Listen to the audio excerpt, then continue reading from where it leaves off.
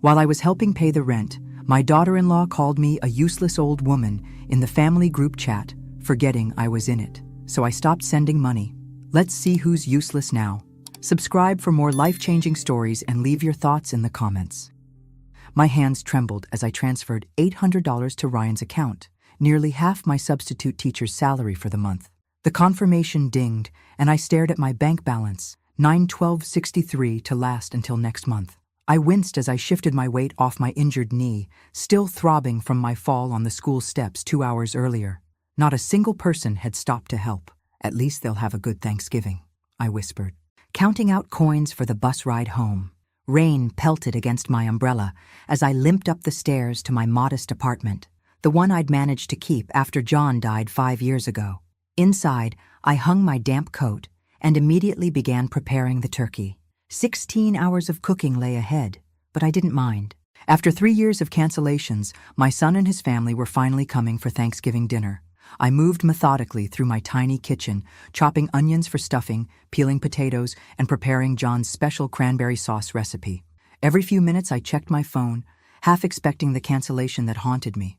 By midnight, the pies were cooling, and everything was ready for tomorrow's feast. The next morning, I was up at 5, sliding the 20-pound turkey into the oven.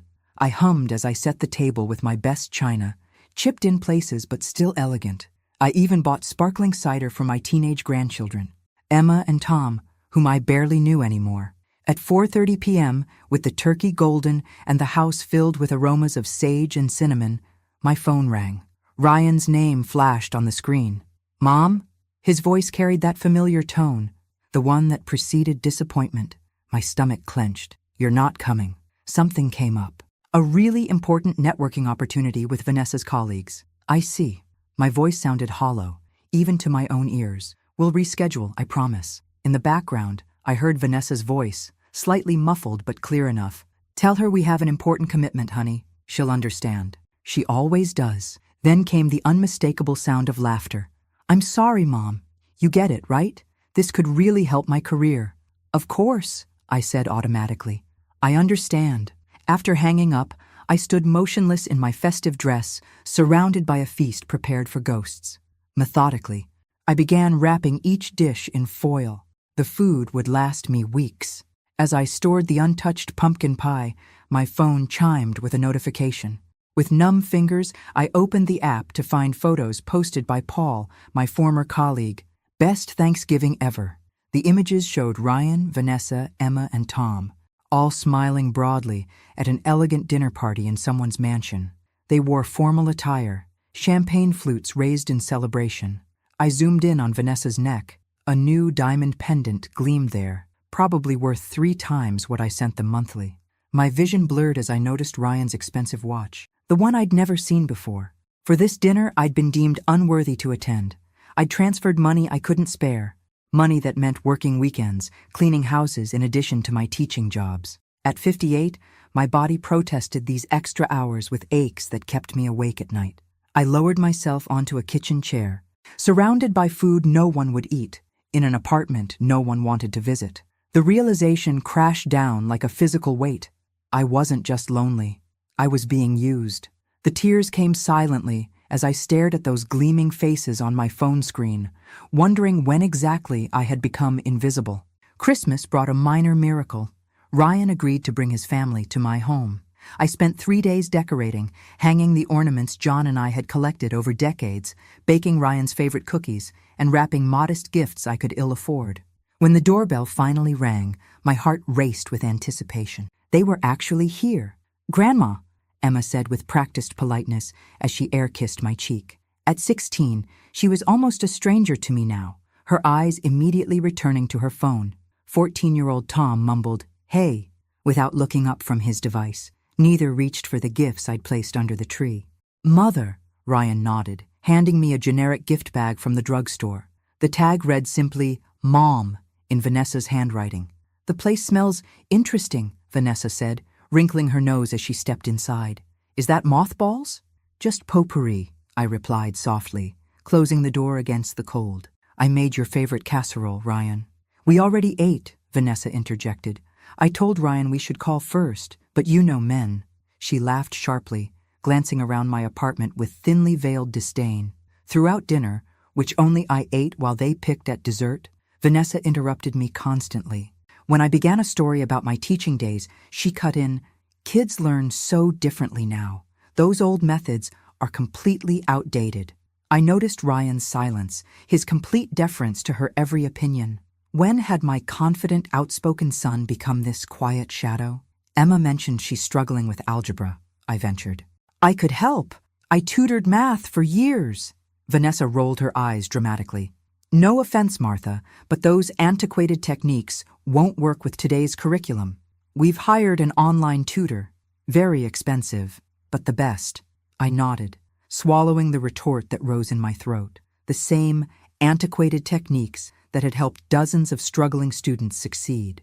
The evening crawled by, punctuated by Vanessa's sighs whenever I spoke, and the constant tapping of my grandchildren's fingers on their phones. Ryan checked his watch every few minutes as if enduring a tedious obligation. As they prepared to leave, barely an hour and a half after arriving, Ryan pulled me aside in the kitchen. "Mom, we're in a tight spot financially," he whispered, glancing toward the living room where Vanessa was putting on her designer coat. "The economy's rough right now." His eyes couldn't meet mine. "Would it be possible to increase your monthly help to $200? Just temporarily?" The request knocked the wind from me. I was already working 3 jobs, skipping meals, cutting my blood pressure medication in half to make it last longer. "Things are really that bad?" I asked, searching his face. "Worse," he said grimly. "We might lose the apartment." I thought of my grandchildren without a home, of Ryan's desperation. Despite the evening's coldness, despite the growing certainty that something wasn't right, I nodded. "I'll make it work." Relief flooded his face. He squeezed my shoulder, the closest thing to affection I'd received all night. "You're the best, Mom. We'll pay you back someday." As they drove away, I stood in my doorway watching their expensive SUV disappear. To send $200 monthly, I'd need to take on weekend house cleaning jobs in addition to my weekday tutoring and substitute teaching. At 58, my knees already screamed in protest. I closed the door on the cold night air, surrounded by half-eaten desserts and unopened gifts. The truth settled over me like a shroud. I wasn't family to them anymore. I was an ATM with a pulse. February 12th, my birthday. 59 years old today. I'd baked myself a small chocolate cake, John's recipe, the one he'd made for me every year during our 30-year marriage. One candle stood in the center, its flame dancing in the dim light of my kitchen. My phone remained silent all day. No calls, no messages. I'd checked my mailbox 3 times, hoping for a card. Nothing. "Happy birthday to me," I whispered, cutting a slice of cake I couldn't bring myself to eat.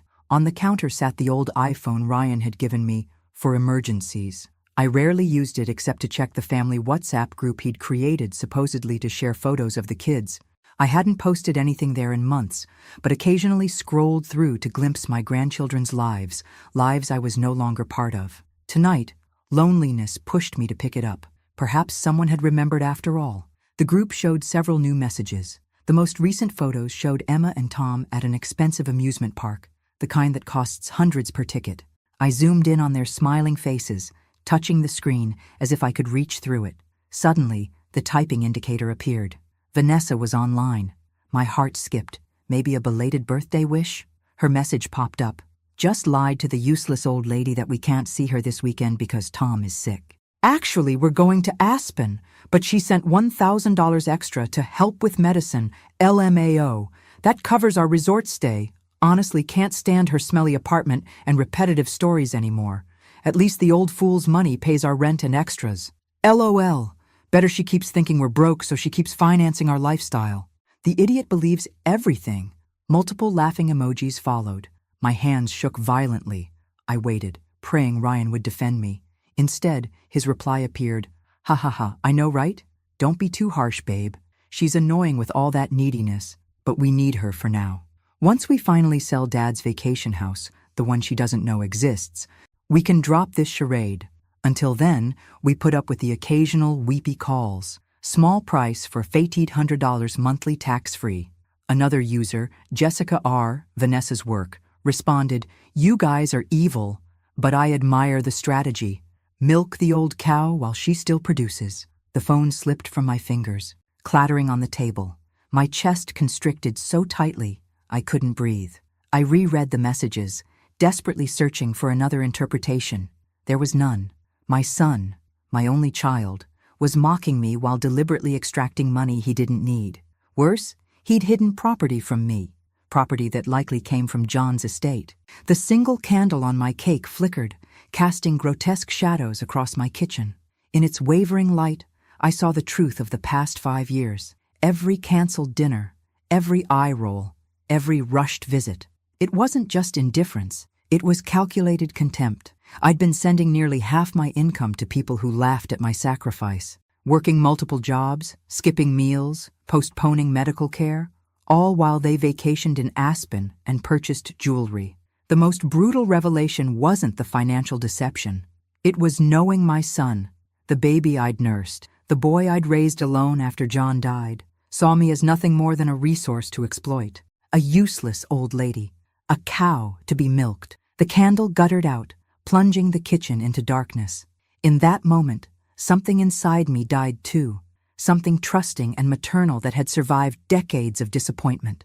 What remained was something colder, something with unexpected strength. 2 weeks passed after discovering those messages. 2 weeks of going through motions, teaching, cleaning houses on weekends, transferring money to Ryan, all while a storm raged inside me. I couldn't eat, couldn't sleep.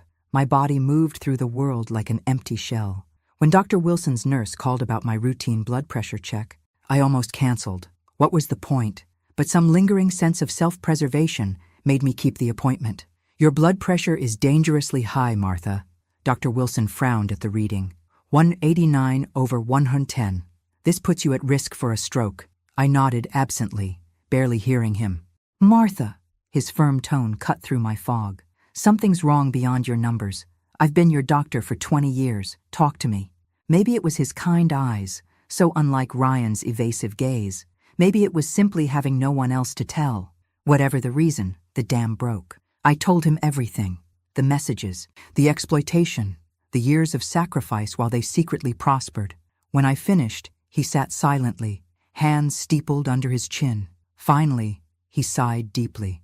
Martha, what I'm about to share borders on unprofessional, but I'm concerned for your well-being. He hesitated. You know my wife, Caroline? I nodded. I'd met her at hospital fundraisers years ago. She works at First National, same department as Vanessa. My pulse quickened. Caroline mentioned that Vanessa constantly brags about her promotions and bonuses. According to office gossip, she's making well over $120,000 a year now. The room tilted slightly. That can't be right. There's more, he continued reluctantly. At the bank's Christmas party, someone congratulated Ryan on his position at his brother-in-law's brokerage firm. Caroline remembers because Vanessa boasted he'd been there for 8 months. 8 months. The same 8 months I'd been sending extra money for their financial emergency. Martha, are you all right? You've gone pale. My hands gripped the examination table so hard, my knuckles turned white. You're absolutely certain about this?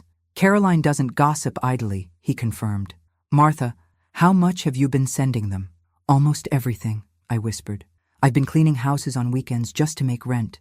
I've been cutting my pills in half. His expression darkened. While they've been lying to you. While they've been lying to me, I echoed, the words like broken glass in my mouth. Dr. Wilson wrote a prescription with unusual force, his pen nearly tearing the paper. This is for your blood pressure. Take it as directed. No more cutting pills. And Martha, he looked at me intently, I'm giving you another prescription, not written here. Stop sending them money, immediately. As I rose to leave, he added, Caroline also mentioned Vanessa's shopping habits. Last week she bought a $3,000 purse on her lunch break. I froze in the doorway, remembering how I'd fallen last month and couldn't afford a $30 cab to the emergency room. How I'd bandaged my own sprained wrist while my daughter-in-law carried a purse that cost 100 times that amount. One more thing, Dr. Wilson said. Your son was never unemployed, was he? No, I replied, certainty crystallizing into something hard and cold inside me.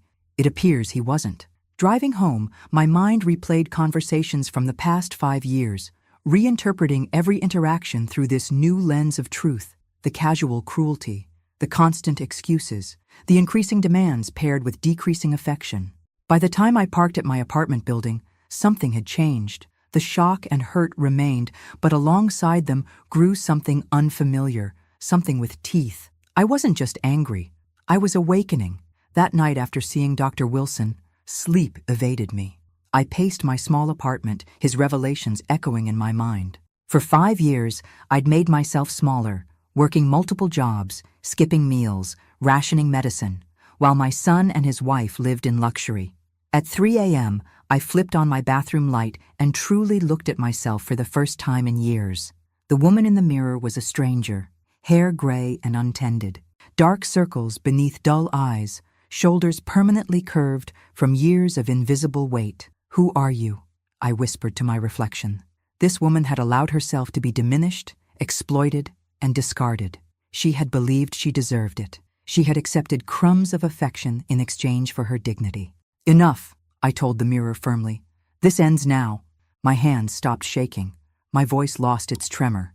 In that moment, Martha Sullivan began to return from the dead. I wouldn't confront them immediately. That would only trigger more lies, more manipulation. Instead, I would reclaim my power silently, one piece at a time. Morning brought clarity and purpose. First, I canceled the automatic monthly transfer to Ryan's account without explanation. Next, I visited my bank and spoke with the manager about securing my accounts. "I'd like to revoke all access permissions," I explained, "and check if there have been any unauthorized inquiries recently." The manager tapped at his keyboard. "Actually, yes. Your son attempted to access your balance information last week, but our system required additional authentication." Another piece of the puzzle clicked into place. Ryan had been monitoring my accounts, calculating exactly how much he could extract. At home, I left the family WhatsApp group without explanation and temporarily blocked Ryan and Vanessa's numbers. Their reaction would come soon enough. I stared at my phone contacts, scrolling to a name I hadn't called in years. Diana Levinson, my closest friend before Ryan had subtly suggested she was a bad influence who took advantage of me. My finger hovered over the call button, then pressed decisively. "Martha?" Diana's voice was surprised but warm. "My God, it's been forever. I thought you'd moved away or something." "No," I replied, surprised by the steadiness in my voice. "I just got lost for a while, but I'm finding my way back." That afternoon, I visited the public library and enrolled in a free financial literacy course. On my way out, I picked up a pamphlet about legal rights for older adults. The day before Ryan's birthday, I sent only a simple card. No check, no emotional message, none of the usual extra money. The response was immediate. My phone began ringing incessantly. Ryan, then Vanessa, then numbers I didn't recognize, likely trying to reach me from different phones after realizing they'd been blocked. I let them all go to voicemail while I revised my resume for a position at a private school that paid substantially better than my substitute teaching jobs. When my doorbell rang repeatedly that evening, I didn't flinch. Through the peephole, I saw Ryan standing there, clearly agitated. I took a deep breath, straightened my shoulders, and opened the door. His face registered shock, whether at my calm demeanor or that I'd answered at all. I couldn't tell. "Mom," he began, his voice artificially concerned. "Is everything okay? We've been worried sick." I allowed myself one small smile. "Hello, Ryan. We need to talk about your job at your brother-in-law's brokerage firm, the one you've had for 8 months now." The color drained from his face. My invisibility had ended. 3 weeks after I stopped sending money, Ryan appeared at my door again. This time, his carefully crafted mask of concern had vanished entirely. "What the hell is going on, Mom?" he demanded, pushing past me into the apartment without waiting for an invitation. "The money didn't come through this month. We have bills to pay." I closed the door quietly, observing him like a scientist might observe a specimen. My son, my only child, paced my living room like a stranger, his expensive watch catching the light as he gestured angrily. "I've been calling and texting for weeks. We're about to miss our rent payment. Emma needs money for her school trip, and Tom's orthodontist appointment is next week." I noticed he didn't ask if I was ill or injured, the only question a loving son might ask after his mother suddenly disappeared from contact. "I've had some financial difficulties," I said calmly, settling into my armchair. I'd purchased it at a thrift store last week, my first non-essential expenditure in years. "I need to focus on my own expenses for now." Ryan's eyes narrowed. Financial difficulties? What does that even mean? You've always managed before. Things change. Mom, this isn't like you. We're family. We depend on that money. I studied him. This man I'd raised, this stranger who'd bled me dry while mocking me behind my back. In his eyes, I saw not concern, but calculation. How is your job going? I asked pleasantly. What job? You know I've only had temporary work since the layoff. I smiled slightly. I meant your position at Bennett & Associates, your brother-in-law's brokerage firm. You've been there 8 months now, isn't that right? Ryan froze mid-step. The color drained from his face so rapidly, I almost felt concerned. Who told you that? He whispered. Does it matter? What matters is that you've been lying to me. For years, he recovered quickly, anger replacing shock. You've been spying on me? Having me investigated? That's insane, Mom. I remained unmoved. Is it insane to wonder why my son needs financial support while maintaining 2 properties and taking ski vacations? His mouth opened, then closed. For once, Ryan Sullivan had no ready lie. Or why my daughter-in-law wears a new diamond pendant while telling me you can't afford groceries. You don't understand. I understand perfectly, I interrupted, my voice steady. I understand that I've been played for a fool. The question is, what happens now? Ryan's expression shifted to something I recognized from his childhood, the look when he'd been caught in a serious transgression, a mixture of fear and calculation. Mom, there's been a misunderstanding.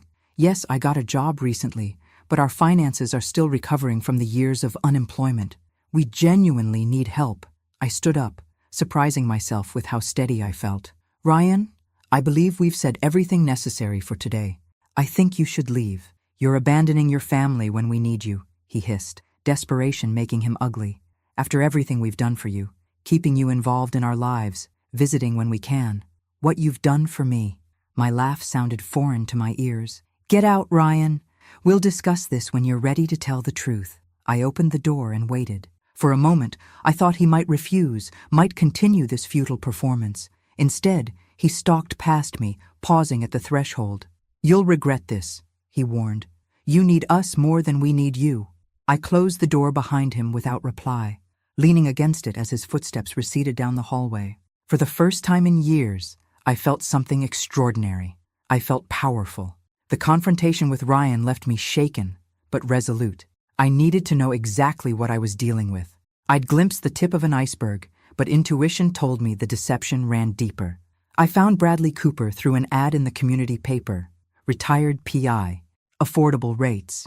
He was a grandfatherly man, with shrewd eyes and a gentle manner.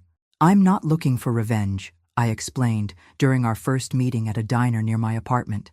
I need to understand the full extent of the lies before I can move forward. Bradley nodded. I understand, Mrs. Sullivan. You need closure. 2 weeks later, he called requesting an urgent meeting. We met at a quiet coffee shop downtown. The moment I saw his face, I knew he'd found something significant. Mrs. Sullivan, he began, unusually somber. You might want to brace yourself. He slid a manila folder across the table. My fingers trembled as I opened it, revealing photos of a luxurious waterfront property, bank statements, legal documents.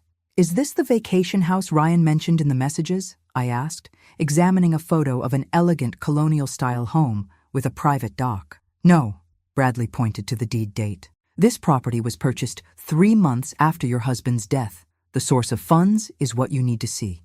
I turned the page and found a copy of an insurance document. My breath caught as I read, John Sullivan Life Insurance Policy, $750,000. My husband never mentioned such a large policy, I whispered. According to the beneficiary information, it was split evenly, 50% to you, 50% to your son. Did you receive your portion, $375,000? I shook my head, feeling suddenly lightheaded. No, nothing. Bradley's expression darkened as he showed me another document, a power of attorney I'd signed while battling severe pneumonia shortly after John's death. Ryan used this to redirect your entire portion into accounts he controlled. He later forged your signature on several transfers. Bradley hesitated. Mrs. Sullivan, this constitutes criminal fraud. My hands shook violently as I examined the documents. The room seemed to tilt sideways. There's more, Bradley continued gently. The apartment they claim to rent? They own it outright, purchased with some of your insurance money.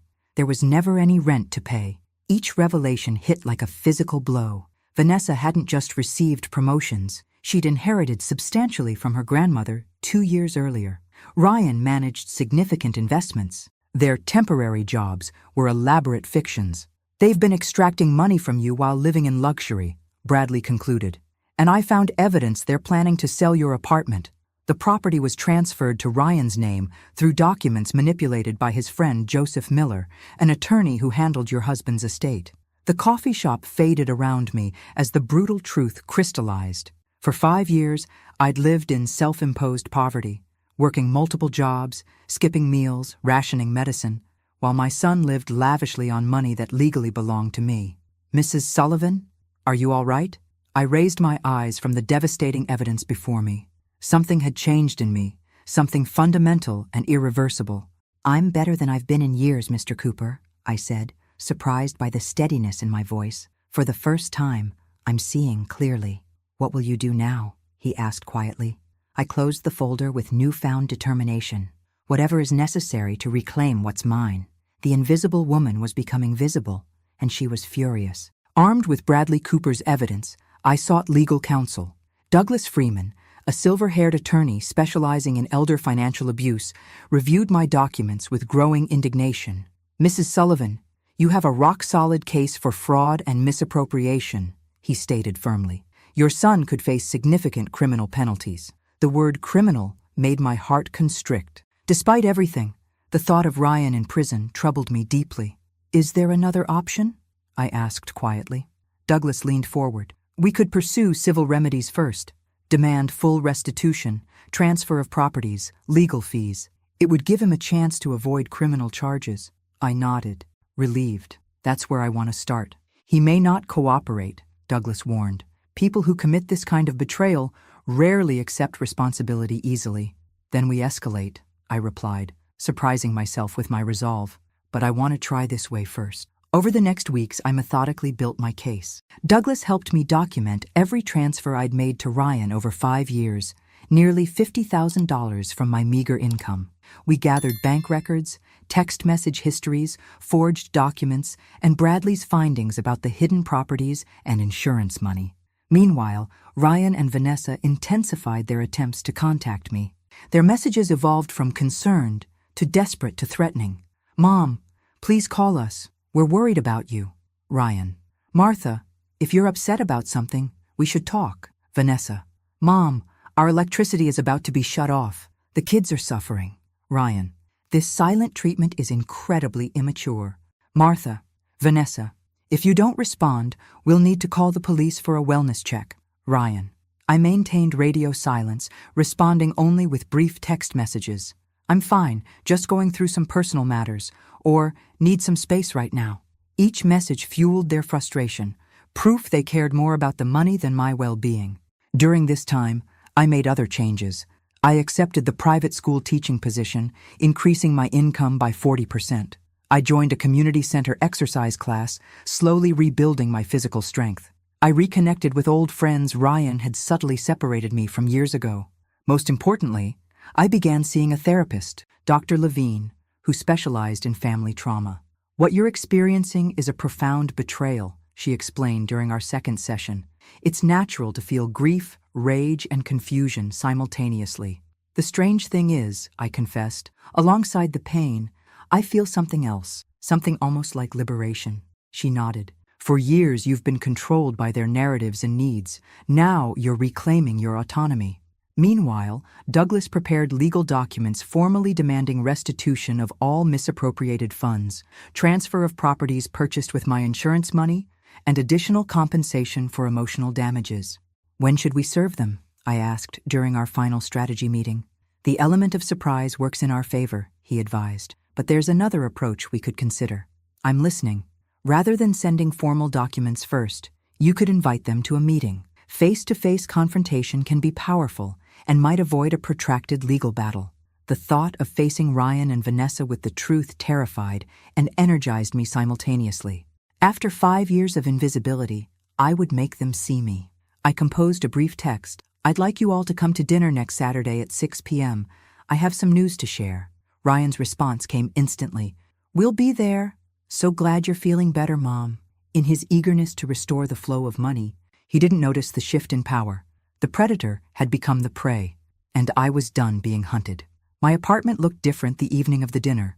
I'd rearranged furniture, added a few new pieces from thrift stores, hung artwork I'd kept in storage for years. Small changes, but meaningful. This space was truly mine again. I'd changed too. My hair, freshly cut in a modern style, framed a face that had regained color and purpose. My posture was straighter, my movements more deliberate. The invisible woman was vanishing, replaced by someone I was beginning to recognize. At precisely 6 p.m., the doorbell rang. I opened it to find Ryan, Vanessa, Emma, and Tom standing awkwardly in the hallway. Come in, I said pleasantly. Dinner's almost ready. Their response to my transformation was immediate. Ryan's eyes widened slightly, while Vanessa's narrowed with calculation. Mom, you look different, Ryan commented, scanning the apartment. Good different. Very refreshed, Vanessa added with practiced warmth. This new job must be treating you well. I simply smiled, directing them to the dining table I'd set with care. Throughout the meal, their behavior was fascinating to observe. Ryan complimented everything from the food to my apartment's cleanliness. Vanessa asked solicitous questions about my health and activities. Both exchanged frequent glances, trying to gauge when to broach the real purpose of their visit, the money. My grandchildren remained absorbed in their phones until I confiscated them gently but firmly.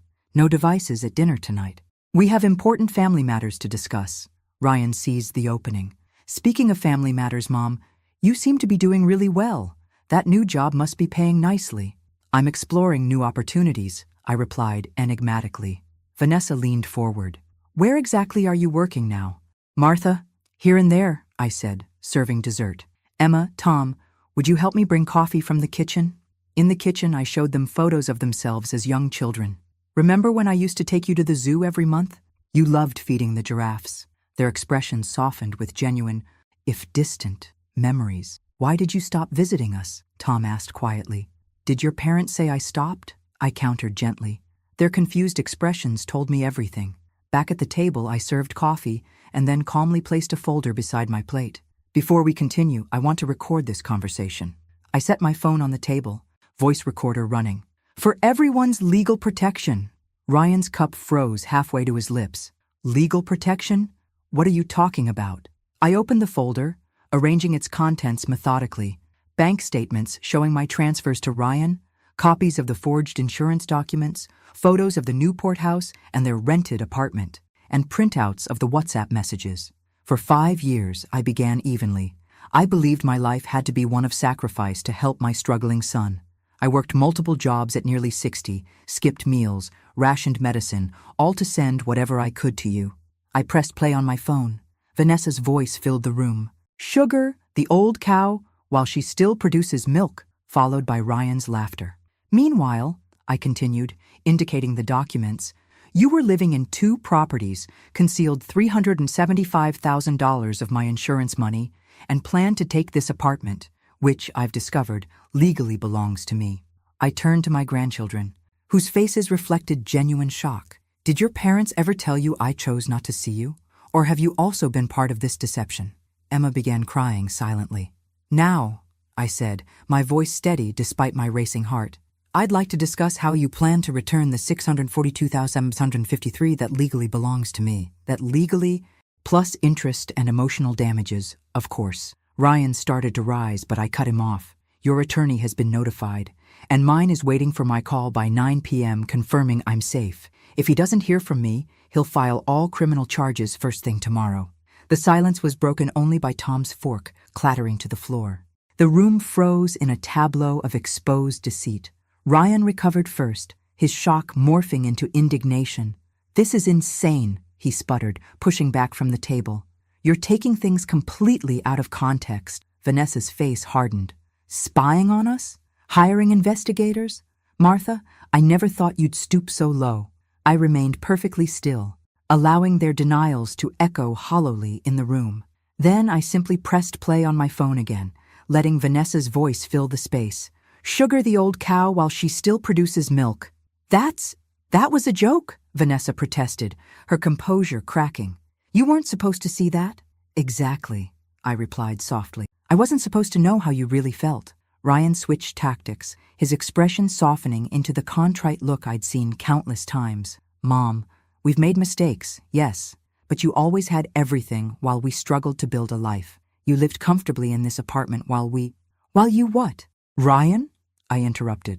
Purchased a waterfront property with my insurance money? Took ski vacations while I cleaned houses on weekends to send you cash? Emma looked up, tears streaming down her face.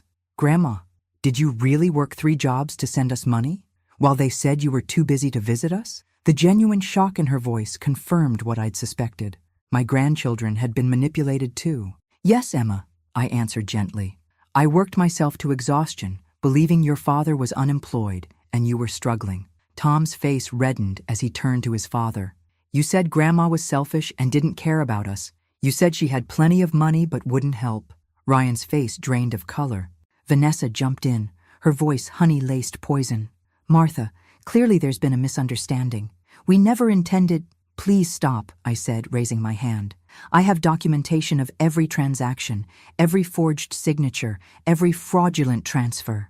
The insurance company has already confirmed the policy was illegally redirected. Ryan stood abruptly, desperation in his eyes. You can't prove anything. It's your word against ours. My attorney advised me you'd say that. I slid another document across the table. That's why I petitioned for handwriting analysis on the forged documents. The results arrived yesterday. Ryan glanced at the paper, then away. Defeat began to register on his face. This doesn't have to become a legal nightmare, I continued. My attorney has prepared settlement terms that would allow you to avoid criminal charges. You'd sue your own son? Ryan's voice cracked. Your family? For the first time that evening, I allowed my emotion to show. You speak of family? When was I family to you, Ryan? When you mocked me in messages? When you hid my husband's insurance policy? When you worked me to exhaustion while you vacationed? I turned to my grandchildren, whose worldview was visibly crumbling. I never abandoned you. I was pushed away systematically while being used as a financial resource. Emma stood suddenly, moved around the table, and did something that hadn't happened in years. She hugged me. The simple human contact broke something inside me. I'm sorry, she whispered. I didn't know. As I embraced my granddaughter, I saw clearly what I'd been missing, not just the money or the truth, but the authentic connection that had been deliberately severed. Settlement papers will arrive tomorrow, I said over Emma's shoulder, looking directly at Ryan. Choose wisely. The weeks following the confrontation tore through the foundations of what remained of our family. My attorney, Douglas, filed the settlement papers as promised, giving Ryan and Vanessa 30 days to respond before we'd proceed with criminal charges. Their marriage began to fracture under the pressure of exposed lies. Vanessa moved out temporarily, calling me one evening in a fury I'd never heard before. This is all Ryan's idea, she hissed, words slurring slightly. The insurance money, the forged documents, I knew nothing about that. The WhatsApp messages suggest otherwise, I replied calmly. That was just venting. Everyone complains about their in-laws, she protested. But Ryan went behind my back with the big stuff. Did you know he's been gambling, or that he had an affair with my friend Jessica last year? I remained silent, recognizing her tactic, offering new betrayals to distract from her own culpability. I need you to tell your lawyer I wasn't involved, she continued desperately. My career would be destroyed if this became public. The bank has strict ethics policies. I'll consider your request, I said, hanging up without commitment. Meanwhile, Ryan alternated between pleading messages, Mom, please, we can work this out as a family, and thinly veiled threats. If you push this, none of us will ever speak to you again. The most surprising development came from my grandchildren. Emma called one afternoon, asking if she could visit. When I opened my door, both she and Tom stood in the hallway, looking lost. Can we talk to you, Grandma? Emma asked hesitantly. About everything? Over hot chocolate, they shared their side of the story, how they'd been gradually separated from me through elaborate excuses, how their parents had painted me as disinterested and selfish. Dad always said you were too busy for us, Tom explained. When we asked to visit, he'd say you had declined, and Mom said your apartment was unsafe because of your hoarding problem, Emma added. My what? I nearly choked on my drink. She said you had mental health issues and couldn't handle visitors. Emma continued. We believed them because, well, they're our parents. Their visits became regular, tentative bridges being rebuilt between us. With each conversation, I learned more about the toxic environment they'd been raised in, the constant focus on appearances, the casual dishonesty, the materialistic values. One evening, just days before the settlement deadline, Emma and Tom appeared at my door unexpectedly, faces streaked with tears. Everything's falling apart, Emma sobbed. Dad moved into a hotel. Mom's talking about relocating to Chicago. They're fighting constantly about money and blame. We're scared, Tom admitted, looking younger than his 15 years. Dad could go to jail, couldn't he? The question hung in the air, heavy with implications. Yes, Ryan could face prison time if I pursued the criminal charges, a reality I'd been avoiding confronting. What happens to us if he does? Emma whispered. I pulled them both into an embrace, feeling their bodies shake with fear. These children, innocent bystanders in a war of adult making, had already lost so much: their security, their trust, their family structure. That night, after they left, I sat alone in my kitchen, staring at the calendar marking the settlement deadline. In 3 days, I needed to instruct Douglas on how to proceed. The choice loomed before me: justice or mercy, restitution or relationship, legal victory or family healing. I'd spent months building a case that could reclaim what was stolen from me. But was I prepared to pay the emotional price of winning? The morning of the settlement deadline dawned with a gentle rain in Providence, the same weather as the day I'd fallen on those school steps months ago, invisible to everyone around me. Today, as I stepped from a taxi in front of Douglas Freeman's office, the driver insisted on holding an umbrella for me all the way to the entrance.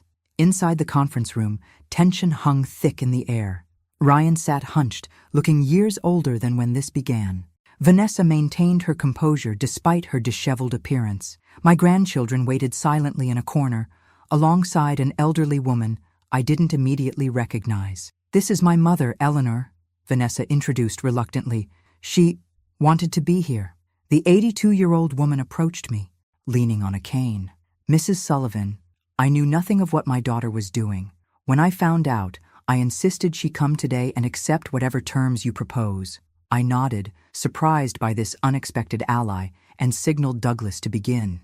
He presented the extensive document. Martha Sullivan has sufficient evidence to criminally prosecute Ryan Sullivan for fraud, forgery, and misappropriation of funds exceeding $600,000, elder financial abuse, and power of attorney abuse. Ryan's shoulders slumped further. Douglas continued.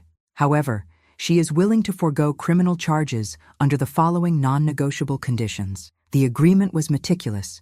Ryan would immediately sell the Newport house and transfer all proceeds to me.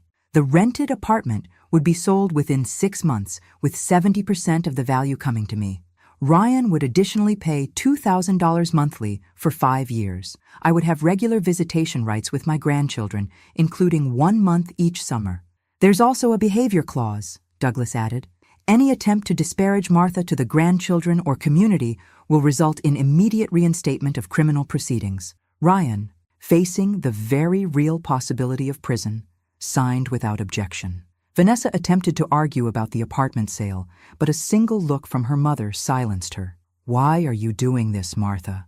Ryan finally asked, his voice hollow. You could send me to prison. You could completely ruin our lives. I studied my son, truly saw him, and recognized something I hadn't noticed before. Fear, not just of prosecution, but a deeper, older fear. I'm not doing this for you, I replied calmly. I'm doing it for my grandchildren and for myself. Spending years in courtrooms, reliving every betrayal, would keep me tethered to the past. I prefer to move forward, but on my terms. Turning to Emma and Tom, I added, and I do this because despite everything, I believe you deserve the chance to grow up understanding what family truly means. 6 months later, I settled into my new apartment overlooking the ocean in Newport, an irony not lost on me. With my recovered funds, I'd not only secured my financial future, but created a special space for Emma and Tom, who now spent every weekend with me.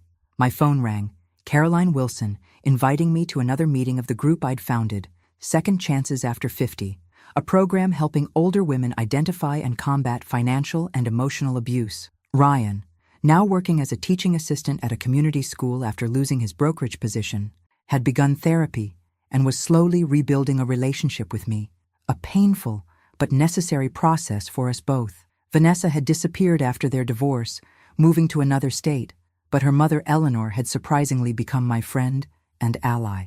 On a sunny afternoon, I helped Emma with her math homework on my balcony. The ocean view was spectacular. "Grandma," Emma asked, "do you regret not sending Dad to prison?" I considered her question carefully. Justice and revenge are different things, sweetheart. Sometimes true victory isn't in destroying those who hurt you, but in rebuilding something better from the ruins. I glanced at the newly framed photo on my wall. Emma, Tom, and me at my financial certification graduation. Beside it hung a plaque with the phrase that had become my mantra: "It's never too late to rediscover your worth." Thanks for listening. Don't forget to subscribe and feel free to share your story in the comments. Your voice matters.